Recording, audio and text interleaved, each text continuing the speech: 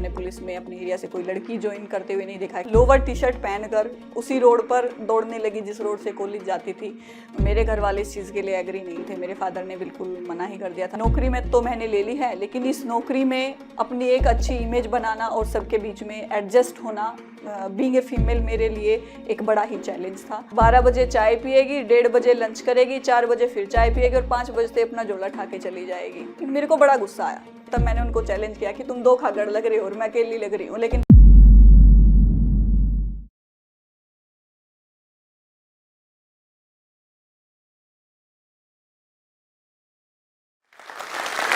अभी आपने जो मेरी फ़ोटो देखी वो मेरी 15 साल पहले की फ़ोटो है, और अभी आप जो मुझे देख रहे हो, मैं एक एएसआई दिल्ली पुलिस में एक एएसआई रैंक पर सीमा ढाका हूँ।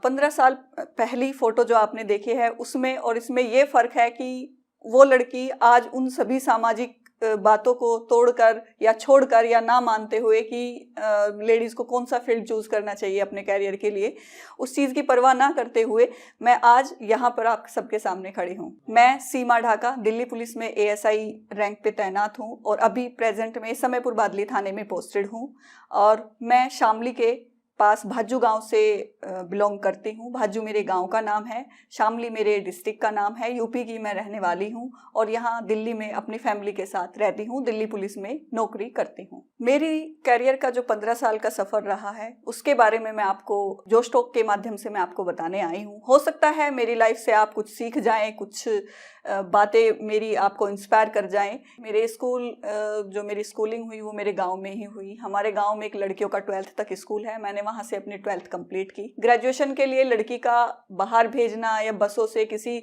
आसपास के शहर में भेजना 15 साल पहले एक बड़ा ही मुश्किल काम हुआ करता था कि लड़की को हम कैसे अपने पढ़ने के लिए भेजेंगे। शायद यही समस्या मेरे मदर फादर के सामने भी थी कि लड़की है कैसे जाएगी, बसों में तो जाने का है ही नहीं कि माहौल कि इसको हम कॉलेज इसको रेगुलर करा सकते हैं। लेकिन मेरा पढ़ने का काफ़ी मन था। मैंने अपने पेरेंट्स से ये इच्छा शेयर की कि मुझे आगे पढ़ना है, लेकिन यही था कि बसों में लड़कों के साथ और लड़की है कैसे एडजस्ट होगी, कैसे जाएगी, कुछ इसके साथ ऊंच नीच ना हो जाए आते जाते, यही चिंता उनको लगी रहती थी। इसलिए उन्होंने शुरू में मुझे मना किया कि हमें रेगुलर तुम्हें कॉलेज नहीं कराना है, जैसे गांव की और लड़कियां प्राइवेट कॉलेज करती हैं तुम भी ऐसे ही करो, और ठीक है अगर तुम्हें नौकरी मिल जाती है वो भी टीचर की तो वेल एंड गुड है, अगर नहीं होगी तो तुम्हारी शादी कर देंगे। 15 साल पहले मेरे एरिया में यही सब होता था और यही लड़कियों को करना पड़ता था। लेकिन मैंने अपने घर वालों से कहा कि मुझे नहीं आगे पढ़ना है और मुझे कॉलेज रेगुलर करना है। फिर बड़ी मुश्किल से मैंने अपने घर वालों को मनाया कि हाँ मैं रेगुलर, मैंने एडमिशन लिया। तो मैंने 5 किलोमीटर साइकिल से अपना सफ़र सोचा कि मैं खेतों के रास्ते से अपने कॉलेज जाया करूँगी, और मैंने ऐसे ही किया। मैं साइकिल से अपना जो है कॉलेज जाती थी। उस एरिया में साइकिल चलाना उस टाइम लड़की के लिए बड़ा ही एक अजीब काम होता था। तो मैं जब साइकिल पे जाती थी तो आसपास के लोग ऐसे देखते थे कि ये लड़की होके साइकिल चला रही है या कॉलेज जा रही है, तो बड़ा ही उनको अजीब लगता था। मैं बड़ी ही डरी सहमी अपने वो पीरियड जो मेरा था कॉलेज का मैंने किया, रेगुलर किया। 3 साल का मेरा कॉलेज पीरियड था, मैंने कंटिन्यू किया। उसी 3 साल के कॉलेज पीरियड के दौरान एक वाकया हुआ जिसकी वजह से आज मैं आप लोगों के सामने खड़ी हूँ। मेरे कॉलेज से मेरी फ्रेंड सर्कल थी, ऐसे जिक्र कर रही थी आपस में कि दिल्ली पुलिस के फॉर्म निकले हुए हैं और हमें दिल्ली पुलिस में भर्ती होना है। तब मैंने या मेरे घर वालों ने कहीं दूर दूर तक नहीं सोचा था कि मुझे पुलिस ज्वाइन करनी है या मुझे पुलिस में जाना है या हमारी बच्ची पुलिस में जाएगी। लेकिन मैंने उनकी बात सुनी, 1-2 दिन तो अपने मन में उस बात को रखा कि हाँ ऐसे ऐसे लड़कियां जा रही हैं। फिर मैंने अपने घर पे जिक्र किया कि लड़कियां दिल्ली पुलिस का फॉर्म भर रही हैं या वो अप्लाई कर रही हैं, तो क्या मैं भी करूं। मैंने अपना इंटरेस्ट दिखाया। घर वालों ने कहा कि नंबर तो तेरा आना नहीं है, क्योंकि मैं काफ़ी दुबली पतली हुआ करती थी, ज़्यादा फिजिकल वर्क की मुझे प्रैक्टिस भी नहीं थी, कि नंबर तो नहीं आएगा, कोई नहीं, तुम्हारी सहेलियाँ जा रही हैं तो तुम भी घूम आना, तुम भी अप्लाई कर दो। और मैंने अपनी कॉलेज की सहेलियों के साथ मिलकर दिल्ली पुलिस का फॉर्म भरा। फिर फिजिकल देने के लिए हम कॉलेज से 8 लड़कियाँ आई थी अपने कॉलेज से। 8 लड़कियों में से 8 के 8 हम जब घर जाके तैयारी करने लगे फिजिकल की, सबसे बड़ा चैलेंज मेरे सामने ये आया क्योंकि मुझे फिजिकल वर्क की प्रैक्टिस ही नहीं थी, क्योंकि उसके लिए रनिंग करना ज़रूरी था। रनिंग करने के लिए तो मतलब मैंने कभी रनिंग नहीं की थी, मेरे सामने ये चैलेंज था। फिर रनिंग करे कैसे, सूट सलवार पहन के मैं रनिंग कर पाऊँ, मुझे कंफर्ट नहीं लगता था। तो एक चैलेंज मैंने तब फेस किया, लोअर टी शर्ट पहनकर उसी रोड पर दौड़ने लगी जिस रोड से कॉलेज जाती थी। फिर लोगों को अचानक ये लगा कि अभी साइकिल पे जा रही थी, अभी लोअर टी शर्ट में दौड़ रही है, तो एक अटपटा सा माहौल लगा। मेरे बारे में पता नहीं किसी ने कुछ कहा होगा, लेकिन कुछ बोलते तो नहीं थे मुझे देख के, लेकिन देखते अजीब तरीके से थे। फिजिकल मैंने क्वालिफाई किया, मेरे कॉलेज में से 8 लड़कियों में से हमने 4 ने फिजिकल क्वालिफाई किया। उसके बाद रिटन की तैयारी करनी थी, रिटन एग्ज़ाम जो होना था। तो मुझे लगा कि अड़ोस पड़ोस में, गांव में, सब जगह ये है कि लड़की बहुत मेहनत करती है, पढ़ती है, कॉलेज पढ़ने भी साइकिल से अकेली जाती है। अगर मैं रिटन में फेल हो गई तो मेरे तो पढ़ाई का और 5 किलोमीटर साइकिल पर जाने का कोई फ़ायदा नहीं है। मैंने घर पर ही रह के काफ़ी अच्छी तैयारी की और मेरा रिटन एग्ज़ाम क्लियर हो गया। फिर फाइनल तक पहुंचते पहुंचते मेरे कॉलेज में से और किसी लड़की का सिलेक्शन नहीं हुआ, मेरा अकेली लड़की का सिलेक्शन हुआ था। मैं बड़ी खुश थी कि हाँ, इतनी लड़कियों में से मेरा सिलेक्शन हुआ है तो कुछ तो है मेरे अंदर अलग इन सब से। और मेरे घर वाले इस चीज़ के लिए एग्री नहीं थे। मेरे फादर ने बिल्कुल मना ही कर दिया था कि हमने पुलिस में अपने एरिया से कोई लड़की ज्वाइन करते हुए नहीं देखा है, किसी लड़की ने ज्वाइन किया हो तो हमें नहीं ज्वाइन कराना है। लेकिन मैंने प्यार से बड़े समझा बुझा के अपने फादर को, अपने घर वालों को, सभी को मनाया कि मुझे एक बार ज्वाइन कर लेने दो, मेरा बड़ा मन है। और बस अब मेरे सामने ये चैलेंज था कि मुझे दिल्ली पुलिस को ज्वाइन करना था और दिल्ली पुलिस में घुसना था। हर इंसान को अपने सपने के लिए खुद को लड़ना पड़ता है। अगर आपको भूख लगी है तो खाना आपको खुद खाना पड़ता है, कोई दूसरा आपके मुंह में निवाला नहीं डालेगा। यही मेरे सामने था। मौके सबके सामने होते हैं, बस एक बार उनको देखना होता है कि इस मौके पे हमें काम करना है और हमें इस मौके पे सक्सेस मिल सकती है। वही मौके जो मेरी लाइफ में मुझे मिलते गए, मैं उनको सेलेक्ट करती गई और आगे बढ़ती चली गई। नतीजा आप लोगों के सामने है। 13 महीने की हमारी ट्रेनिंग थी। 13 महीने की ट्रेनिंग करने के बाद हमारी जो 1000 लड़कियां थी, हमारा जो सर्कल था सारा थानों में डिस्ट्रीब्यूट हो गया और अलग अलग थाने हम सभी लड़कियों को मिल गए।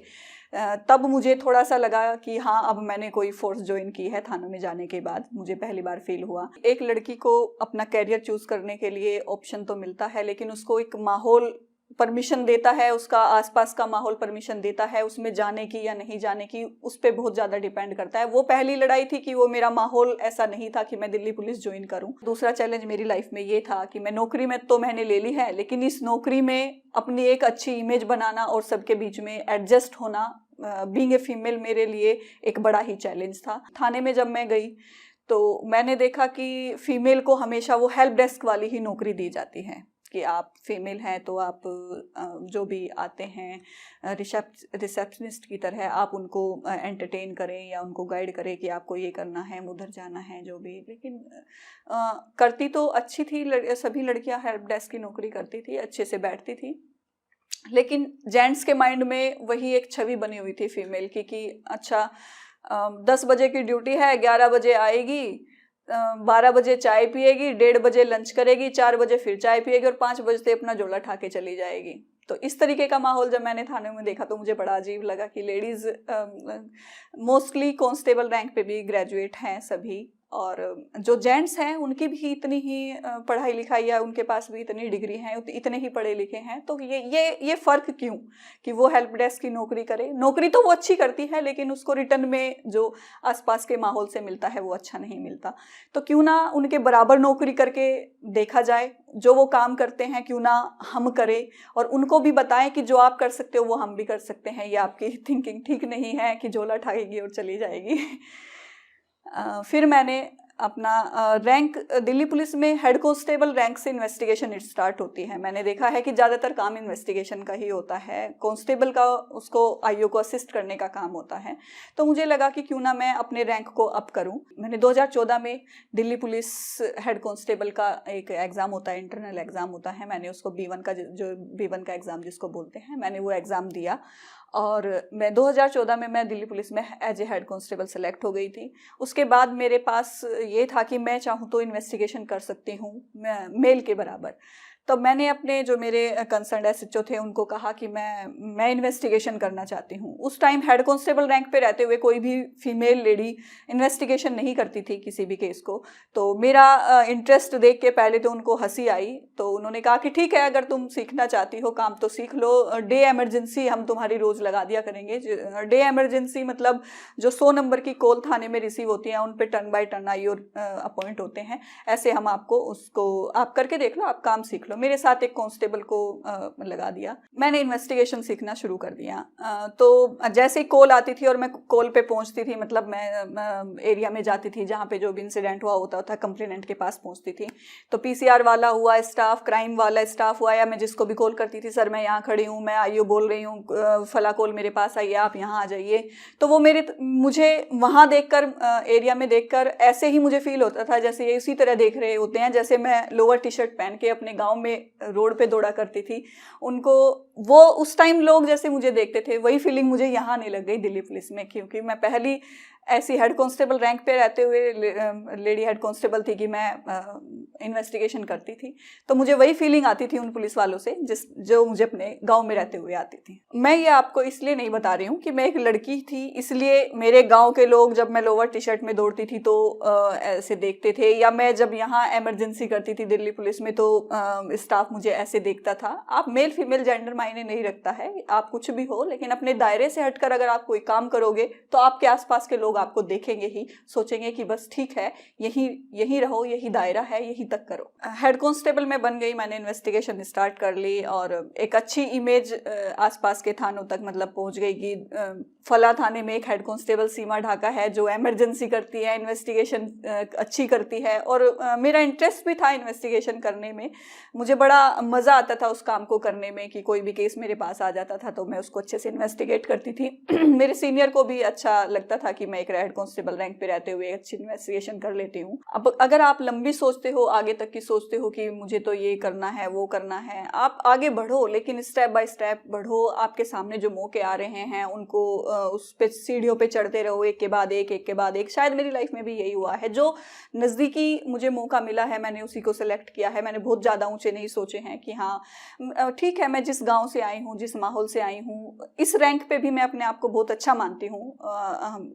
हो सकता है ऐसे एरिया से आईपीएस भी निकलेंगे, सभी निकलेंगे और निकले भी होंगे, लेकिन मुझे उस टाइम इतने ना ही मेरे पास ऑप्शन थे, ना ही मुझे ज़्यादा नॉलेज थी। लेकिन मैं जो कर पाई हूँ, जहाँ तक आई हूँ, उसमें भी मुझे बड़ा गर्व महसूस होता है कि बेशक छोटा ही रैंक सही, लेकिन मेरे इरादे अच्छे हैं, या मैं काम करने की मेरे अंदर जज्बा है। मैं जहाँ भी हूँ, छोटे रैंक पे भी हूँ, लेकिन मौके तो इसमें भी हैं, इसमें भी रह के आप कुछ अच्छा कर सकते हो, यही मैंने किया है। अभी जो आपने स्क्रीन पे मेरा फोटो देखा, ये मेरे आउट ऑफ 10 प्रमोशन की स्टोरी है जो मैंने 2020 में अचीव किया था। अचीव कैसे किया था कि मेरे डिपार्टमेंट ने मुझे आउट ऑफ 10 प्रमोशन दिया था, क्योंकि मैंने 75 डेज में 76 किडनैपिंग बच्चों को जो है रेस्क्यू किया था, ट्रेस किया था और उनकी फैमिली के हैंड ओवर किया था। मेरे साथ भी यही हुआ। जैसे ही 2020 में हमारे माननीय सीपी साहब ने एक स्टैंडिंग ऑर्डर निकाला कि कोई भी पुलिस ऑफिसर कांस्टेबल और हेड कांस्टेबल रैंक पे रहते हुए 1 साल में 50 किडनैपिंग बच्चों को ट्रेस करेगा, उनको आउट ऑफ 10 प्रमोशन दिया जाएगा। जैसे ही स्टैंडिंग ऑर्डर आया, हमारे जो थाने का ग्रुप था उस पर आया, मैंने देखा,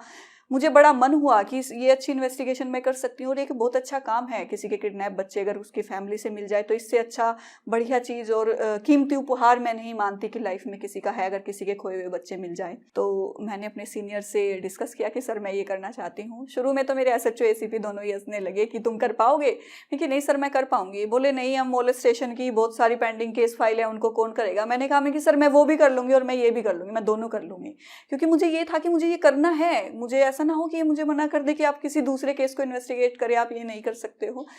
तो हुआ ऐसे ही। मैं शुरू में 1-2 स्टाफ मेरे साथ, मेरे एसएचओ ने अपॉइंट किया कि आप एक टीम बनाओ और इस तरीके से इनको बच्चों को ढूंढो। तो मेरे अंदर इतनी लगन थी, इतना मुझे काम करना कि मुझे बहुत जल्दी कुछ ना कुछ रिजल्ट दिखाना है अपने सीनियर को कि हाँ मैंने कुछ काम किया है। घर भी जाने का मेरा मन नहीं होता था जब मैंने ये स्टैंडिंग ऑर्डर पे काम करना शुरू किया। मेरे साथ जो कांस्टेबल उन्होंने लगाए थे तो उनका इतना इंटरेस्ट नहीं था जितना मुझे था। तो वो वही कहते थे एसएचओ को कि सर मैडम तो पागल हो गई हैं, सुबह सुबह आ जाती हैं, रात को 2-2 बजे तक लगी रहती हैं। एक दिन जाके अगले दिन मेरे साथ कोई जाता नहीं था कि सर मैं नहीं जाऊँगा, आज किसी और को भेज दीजिए।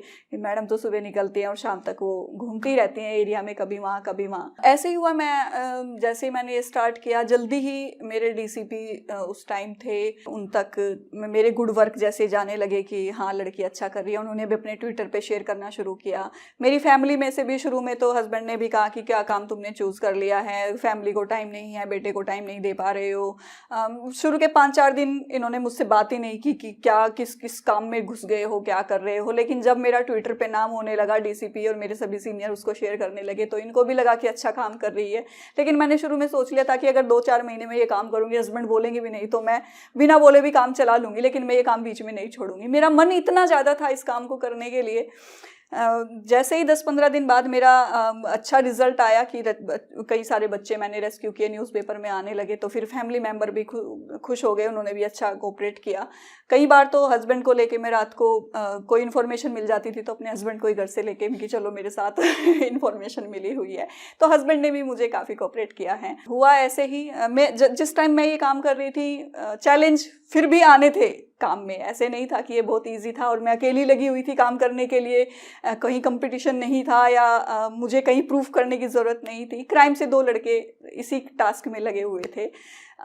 जैसे ही उनको पता चला कि सीमा ढाका ने बहुत सारे बच्चों को रेस्क्यू कर लिया है, तो किसी ना किसी केस में जैसे इन्फॉर्मेशन मुझे मिली है उनको भी मिल जाती थी, और बीच में 1-2 बार हमारा आमना सामना हो जाना किसी केस को लेके, तो थोड़ी कभी गर्मा गर्मी हुई कि कैसे क्या करना है। मैडम आप पहले पहुंच जाते हो, ये कर लेते हो।